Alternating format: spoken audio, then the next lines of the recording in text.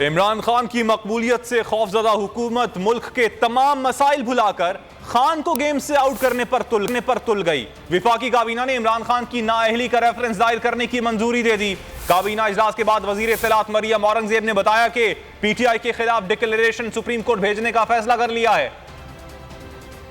ان کی جو فیصلہ ہے اس میں واضح طور پر جو پاکستان تحریک انصاف ہے وہ فورن ایڈڈ پارٹی ڈکلیئر ہوئی ہے۔ حکومت پاکستان جو ہے وہ اس بات کی پابند ہے کہ ایک ڈکلیریشن الیکشن کمیشن کے فیصلے کے مطابق جو ہے وہ سپریم کورٹ بھجوانے کا اصولی فیصلہ کر لیا گیا ہے۔ جن اکاؤنٹس کے ذریعے یہ پیسہ آیا جن کو ڈکلیئر نہیں کیا گیا اور ذاتی ملازمین کے نام کے اوپر یہ پیسے منگا کر اس کو کیا گیا، اس کے اوپر کابینہ نے یہ ہدایت جاری کی ہے ایف آئی اے کو، انٹیریئر منسٹری کو، کہ اس کے اندر جو قانون اور آئین کے مطابق اس کے اوپر ایک مکمل غیر جانبدار انڈیپینڈنٹ انکوائری اور انویسٹیگیشن ہو۔ وہ تمام جو مالیاتی ادارے ہیں، جو تحقیقاتی ادارے ہیں، ان کے ساتھ مل کر ایف آئی اے کو یہ ڈائریکشن دی گئی ہے آج کہ وہ فوری طور پر اس کے اوپر انکوائری سٹارٹ کرے۔ وہ تمام لوگ جو اس کے اندر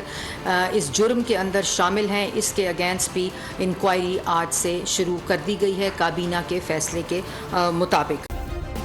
سبسکرائب کریں اور بیل دبائیں تاکہ کوئی خبر رہ نہ جائے۔